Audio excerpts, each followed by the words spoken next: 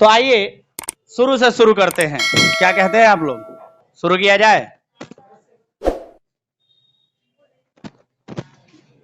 तो आप सभी जानते हैं कि एक बिजनेस होता है। बोलिए, एक बिजनेस होता है और उस बिजनेस में जानते हैं ना, कोई भी चैप्टर शुरू करते थे हम शुरू से शुरू करेंगे। तो एक बिजनेस होता है और बिजनेस में ट्रांजैक्शन होता है, मतलब लेन देन होता है। एक व्यवसाय में लेन देन होता है और इन लेन देनों को रिकॉर्ड किया जाता है। कहां पर? जर्नल में। किसी को दिक्कत?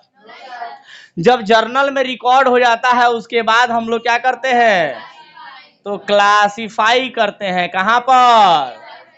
लेजर में। किसी को तकलीफ? और सर, जहां तक मुझे पता है कि आप लोगों ने यहां तक का अकाउंटिंग सीख लिया है।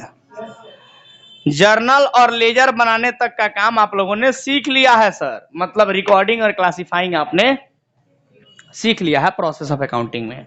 तो आइए आज के क्लास में प्रोसेस ऑफ अकाउंटिंग में एक स्टेप और आगे बढ़ते हैं, जिसका नाम है क्लासिफाई के बाद समराइजिंग। समझ रहे हो बात? क्लासिफाई के बाद समराइज। तो समराइजिंग में दो चीजें होती हैं। आप लोगों ने अकाउंटिंग प्रोसेस में पढ़ा होगा मेरे क्लास में कि सर दो चीजें बनती हैं, एक को ट्रायल बैलेंस कहते हैं तो दूसरे को फाइनल अकाउंट कहते हैं। तो आज के क्लास में हम लोगों को समराइजिंग प्रोसेस सीखना है और समराइजिंग प्रोसेस में सबसे पहला जो आता है बनाने के लिए वो होता है ट्रायल बैलेंस। तो आइए आज के क्लास में हमें यही जानना है कि ट्रायल बैलेंस क्या है और क्या कैसे बनाते हैं और क्यों बनाते हैं। ये तमाम बातें हम लोग ट्रायल बैलेंस के बारे में जानेंगे। समझ गए बात? तो चलिए शुरू करते हैं। Trial balance.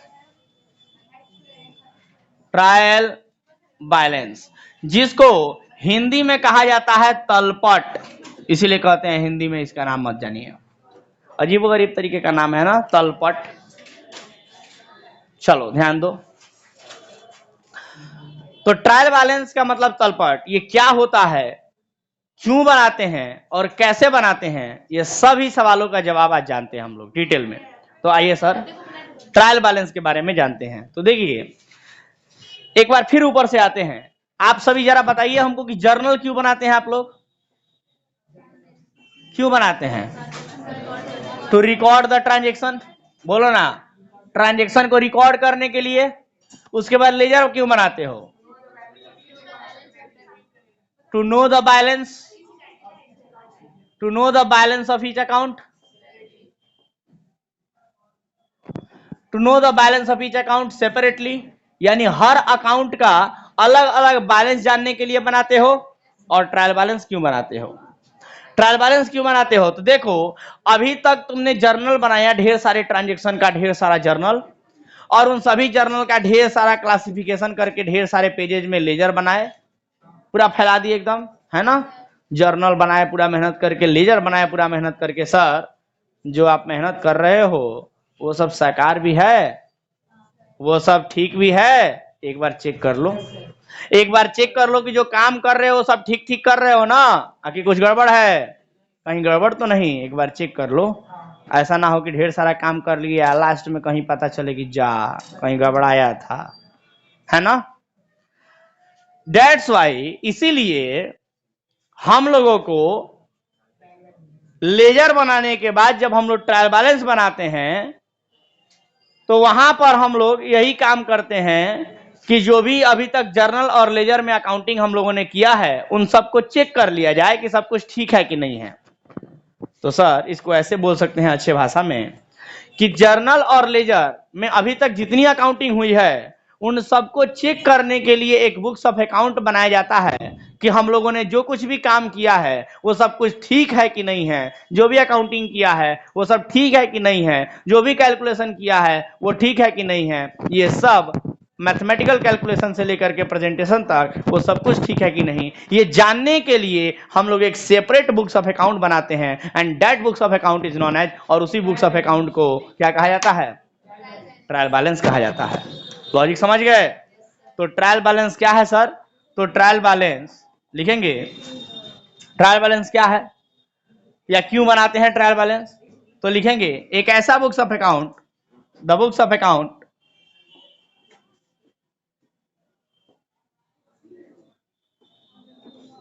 which is prepared, जो तैयार किया जाता है। क्यों सर? प्रिपेयर्ड टू नो, ये जानने के लिए, टू नो द, क्या जानने के लिए सर? क्या जानने के लिए सर? Arithmetical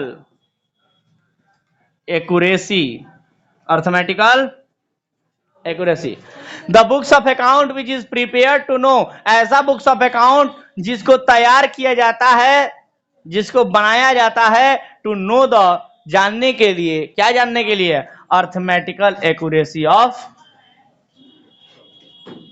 accounts. यानी जो भी अकाउंट्स आपने मेंटेन किया है, जो भी खाता आपने बनाया है, उनका अर्थमेटिकल एक्यूरेसी ठीक है कि नहीं है, ये जानने के लिए। सर ये अर्थमेटिकल एक्यूरेसी क्या होता है? अर्थमेटिकल एक्यूरेसी का मतलब अंक गणितीय, अंक गणितीय शुद्धता, अंक गणितीय शुद्धता, अंक गणितीय शुद्धता की जांच करने के लिए, यानी अंक गणितीय शुद्धता को जानने के लिए या अंक गणितीय शुद्धता की जांच करने के लिए हम लोग जो बुक्स ऑफ अकाउंट बनाते हैं, उसी बुक्स ऑफ अकाउंट को ट्रायल बैलेंस कहा जाता है। ये अंक गणितीय शुद्धता क्या अर्थ है सर इसका? अंक गणितीय शुद्धता का मतलब, अंक गणितीय शुद्धता का मतलब कि आपने जो कुछ भी कैलकुलेशन किया है और प्रेजेंटेशन किया है, डेबिट में, क्रेडिट में, अमाउंट लिखा है, वो सब कुछ अमाउंट आपने सही सही लिखा है कि नहीं, और सही दिशा में लिखा है कि नहीं, सही साइड में लिखा है कि नहीं, जहां होना चाहिए वहां लिखा है कि नहीं, जो अमाउंट आपने लिखा है। सारा खेल अमाउंट का है। अकाउंटिंग क्यों करते हैं हम लोग? हिसाब किताब के लिए, और हिसाब किताब मतलब अमाउंट सही सही रहे, अमाउंट इसीलिए करते हैं ना। तो वो सब कुछ ठीक ठीक हम लोग कर रहे हैं कि नहीं, ये भी तो जानना पड़ेगा। सब कर दिए अकाउंटिंग, बाद में पता चले कि जा यहाँ गड़बड़ था, तो गड़बड़ बात है ये, बाद में पता चले। इसलिए थमो, रुको जरा, जर्नल लेजर बना लिए, सबर करो, अब थोड़ा सा एक बार चेक कर लो, चेक कर लो कि जो काम तुमने किया है वो सब कुछ ठीक ठीक किया है कि नहीं किया है। और ये जानने के लिए, अर्थमेटिकल एक्यूरेसी को चेक करने के लिए, to know the arithmetical accuracy, yet to check the arithmetical accuracy, we have to prepare a separate books of account, and that books of account is known as trial balance। और इसी books of account को trial balance कहा जाता है। कोई तकलीफ किसी को? अब सवाल आता है कि सर ट्रायल बैलेंस क्या है? ये तो समझ में आ गया, क्यों बनाते हैं ये भी समझ में आ गया। अब आता है सवाल कि बनाते कैसे हैं और कब बनाते हैं, ये भी समझ में आ गया होगा। जर्नल और लेजर बनाने के बाद ट्रायल बैलेंस बनता है, ये भी समझ में आ गया। क्या होता है, क्यों बनाते हैं और कब बनाते हैं, ये समझ में आ गया टोटल। अब चलो हम लोग पता करते हैं कि इसको बनाते कैसे हैं, मतलब ट्रायल बैलेंस बनता कैसे है। तो आइए ट्रायल बैलेंस कैसे बनता है ये जान लीजिए। ट्रायल बैलेंस कैसे बनता है, इसके लिए हम यही साइड में यहां पर बना देते हैं। देखिए कैसे बनता है ट्रायल बैलेंस, कैसे बनता है। चलो, तो कैसे बनता है मतलब एक उसके लिए फॉर्मेट होता है, वो फॉर्मेट जान लीजिए कैसे होता है, और फिर फॉर्मेट जानते ही हम लोग क्या करेंगे, ट्रायल बैलेंस बनाना शुरू कर देंगे। तो फॉर्मेट कैसे होता है, तो सबसे पहले हम लोग लिखते हैं इन द बुक्स ऑफ, जिसके बुक में बनाना होगा उसका नाम लिखेंगे, नहीं दिया होगा तो डैश डैश डैश, क्या लिखेंगे यहाँ पर, ट्रायल बैलेंस। और ट्रायल बैलेंस जो बनाते हैं ना, वो एक स्पेसिफिक डेट को बनाते हैं, यानी कि एक निश्चित डेट को, एक खास डेट को बनाते हैं, और वो दिन होता है साल का अंतिम दिन, साल का अंतिम दिन। और वो साल का अंतिम दिन को हम लोग ऐसे लिखते हैं एज ऑन, जो कि 31/3/2000 जो भी होगा आप लिख सकते हो। समझ गए बात? माने 31/3 का मतलब समझ रहे हो, 31 मार्च जो साल का अंतिम दिन होता है। ये हो गया हेडिंग के रूप में। और फिर यहां पर हम लोग क्या करेंगे, ट्रायल बैलेंस का फॉर्मेट खींच देंगे। कैसे होगा ट्रायल बैलेंस का फॉर्मेट, देखो ये सिंपल सा फॉर्मेट होता है ट्रायल बैलेंस का।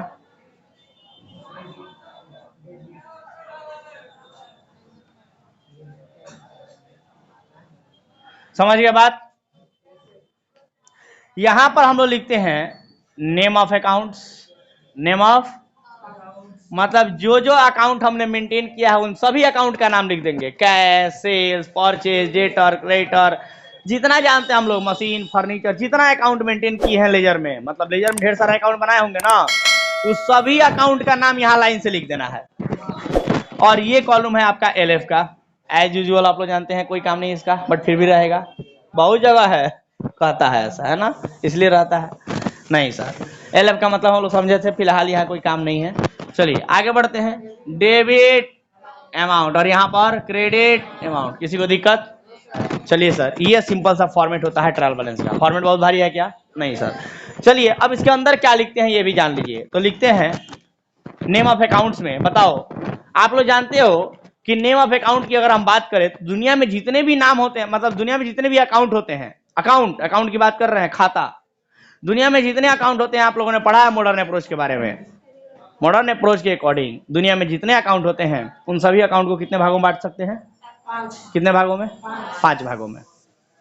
दुनिया में जितने अकाउंट होते हैं उन सभी अकाउंट को हम मॉडर्न अप्रोच के अनुसार 5 भागों में बांट सकते हैं। और वो 5 कौन कौन से हैं सर? वो 5 है एसेट, लाइबिलिटी, कैपिटल, एक्सपेंस और इनकम्स या रिवेन्यूज कह लो इसको। समझ में आया क्या? यही 5 अकाउंट होते हैं, इनके अलावा दुनिया में कोई अकाउंट होते ही नहीं है। तुम कोई भी अकाउंट बोलो इन्हीं 5 में शामिल हो जाएगा। क्लियर है बात? और आप लोगों ने लेजर अच्छे से पढ़ा है। लेजर में मैंने बैलेंस पहचानना आप लोगों को सिखाया था। मैं अक्सर पूछते रहता था आप लोग से, बताइए अगर ये एसेट है तो इसका बैलेंस किधर दिखेगा? तो आप लोग कहते थे debit side. Means to say that कि आप लोग बैलेंसेज को पहचानना ऑलरेडी अच्छे से जानते हो। और बैलेंस लेजर में मैंने बहुत डिटेल में लेजर को पढ़ाया था।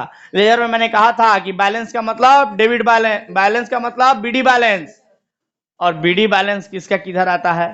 तो जितने भी अकाउंट आप लोगों ने पढ़े, जितने भी अकाउंट आप लोगों ने सीखे, बनाए, उन सभी को हमने 5 भागों में जब बांटा तो पाया कि सर जितने भी एसेट वाले अकाउंट थे उनका बीडी बैलेंस जो था वो डेबिट में आ रहा था। क्लियर है बात? कैपिटल जो था उसका क्रेडिट में आ रहा था, जो भी लायबिलिटी वाले अकाउंट थे उनका क्रेडिट में आ रहा था, एक्सपेंसेज का डेबिट में बीडी बैलेंस आ रहा था, और इनकम या रेवेन्यू का बीडी बैलेंस क्रेडिट में आ रहा था।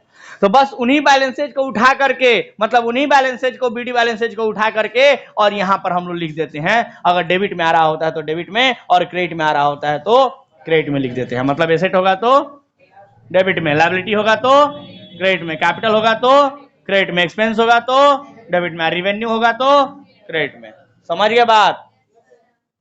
जो भी अकाउंट होगा, जैसे मशीन क्या है? एसेट है, तो उसका बैलेंस डेबिट में लिखेंगे। कह देगा मान लो जो कि इंटरेस्ट पेड एक्सपेंस है, कहां लिखेंगे? डेबिट में। क्लियर है बात? हाँ, बस अमाउंट दिया होगा ऑलरेडी, उसको बस अकाउंट पहचानेंगे कि क्या इस 5 में किस में आएगा, बस उसका अमाउंट दिया होगा उठा के लिख देंगे। डेबिट में आना होगा तो डेबिट में, क्रेडिट में होगा तो क्रेडिट में। डन। और लास्ट में हम लोग क्या करते हैं सर? सबसे इंपॉर्टेंट काम, लास्ट में हम लोग करते हैं टोटल। और ये हमारा टोटल जो यहां पर आप लोग देख पा रहे हैं, ये टोटल हमारा इक्वल होना चाहिए।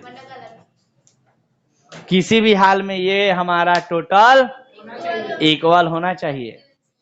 और इक्वल होगा तभी कहा जाएगा कि हमारी अंक गणितीय शुद्धता यानी अर्थमेटिकल एक्यूरेसी सही है। अगर ये बराबर नहीं आता है का मतलब हुआ कि हमारा अर्थमेटिकल एक्यूरेसी यानी अंक गणितीय शुद्धता ठीक नहीं है।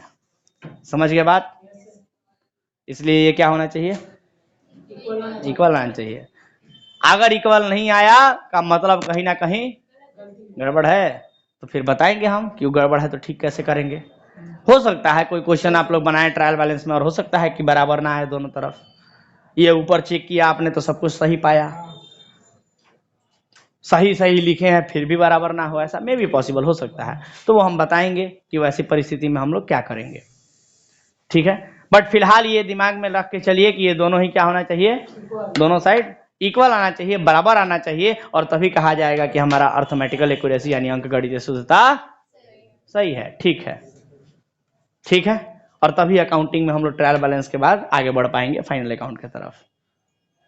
लॉजिक समझ गए? नहीं तो यहीं पे रुकना पड़ेगा अगर बराबर नहीं आता है तो फिर बताएंगे क्या करना होता है। फिलहाल ये मान के चलिए कि बराबर आएगा। इतना बात समझ गए आप लोग? किसी को तकलीफ? तो ये होता है सिंपल सा ट्रायल बैलेंस का फॉर्मेट। किसी को तकलीफ नहीं है? अब बताइए कि क्या हम लोग इसके आधार पर सवाल बना सकते हैं? तो जल्दी से निकालिए ट्रायल बैलेंस का question number 1। Do it fast, जल्दी कीजिए।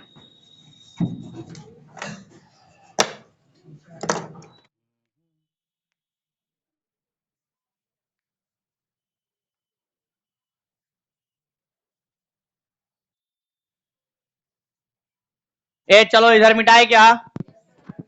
चलो एक क्वेश्चन बनवा देते हैं, ठीक है?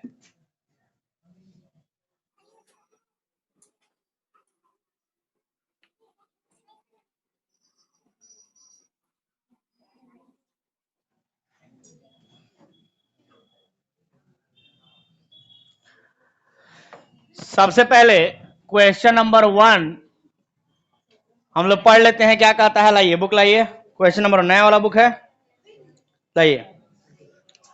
नए वाले बुक में सब लोग देखेंगे पेज नंबर 343 343 पे दिया हुआ है short answer type question, practical question, preparation of trial balance from ledger balances. Ledger balances आपको बना के दिया हुआ है और आपको लेजर बैलेंसेज की मदद से ट्रायल बैलेंस बनाना है। फ्रॉम द फॉलोइंग बैलेंसेज, दिए गए इंफॉर्मेशन के आधार पे, बैलेंस के आधार पे प्रिपेयर अ ट्रायल बैलेंस, आपको एक ट्रायल बैलेंस बनाना है एज ऑन 31 मार्च 2022। 31 मार्च 2022 को बनाना है। किसके बुक में बनाना है ये नहीं दिया है। अगर ऐसा इंफॉर्मेशन नहीं दिया है कि किसके बुक में बनाना है तो हेडिंग के रूप में हम लोग क्या लिखेंगे बोलो? In the books of dash dash dash. क्या बनाना है?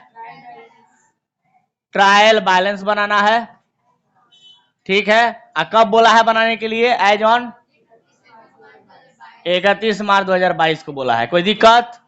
चलो उसके बाद फॉर्मेट खींच देंगे फटाक से। चलो तो फॉर्मेट बताओ कैसे होता है, बोलो। क्रेडिट साइड में आके क्या लिखेंगे? Credit amount, debit amount, LF और नेम ऑफ अकाउंट। हो गया? लिख देंगे यहां पर नेम ऑफ अकाउंट्स, ठीक है? LF, डेबिट अमाउंट और क्रेडिट अमाउंट। किसी को तकलीफ? चलो अब जल्दी जल्दी बुक का क्वेश्चन देख के बोला करो कि सर ओपनिंग स्टॉक दिया है, कहां लिखेंगे? ओपनिंग स्टॉक तो स्टॉक है यानी एसेट है, एसेट है तो कहां लिखेंगे? डेबिट में। तो लिखो यहां पर ओपनिंग स्टॉक, साथ में लिखते चलो और बोलते चलो। कितना रुपया है? 20,000। डेबिट साइड में लिखेंगे ना? क्यों लिखेंगे? रीजन के साथ बोला करो, क्योंकि एसेट है, एसेट का बैलेंस डेबिट होता है। देखो यहां पर दिख रहा है। चलो अगला बोलो, परचेजेस। परचेजेस क्या होता है बोलो? परचेज एक्सपेंस होता है। एक्सपेंस होता है तो कहां जाएगा? डेबिट में। कितना रुपया? 85,000। चलो अगला बोलो, सेल्स। सेल्स क्या है? सेल्स क्या है पहले ही बताओ? इनकम है। इनकम है तो क्रेडिट साइड में। कितना रुपया? 1,00,000 रुपया। अगला बोलो, परचेज रिटर्न। बताओ, परचेज एक्सपेंस होता है, एक्सपेंस बढ़ाता है तो परचेज रिटर्न एक्सपेंस को कम करता है। तो परचेज डेबिट में जाएगा तो परचेज रिटर्न क्रेडिट में जाएगा। कितना रुपया? 8,000 रुपया। चलो आगे बोलो, कैपिटल कहां जाएगा? कैपिटल का बैलेंस देखो किधर होता है? क्रेडिट में होता है। ये यहां पर है ना, क्रेडिट में है। बोलो कितना रुपया? 60,000। अगला बोलो, सैलरी क्या है? सैलरी एक्सपेंस है तो डेबिट में। कितना रुपया है? 7,000। कोई दिक्कत? अगला बोलो, फर्नीचर, कमीशन रिसीव्ड। कमीशन जो है वो रिसीव्ड हुआ है। रिसीव का मतलब इनकम है, कहां जाएगा? क्रेडिट में। कितना रुपया? 2,000। बोलो, कोई बहुत भारी लग रहा है। अगला बोलो, कैश क्या है? एसेट है तो डेबिट में। कितना रुपया? 5,000।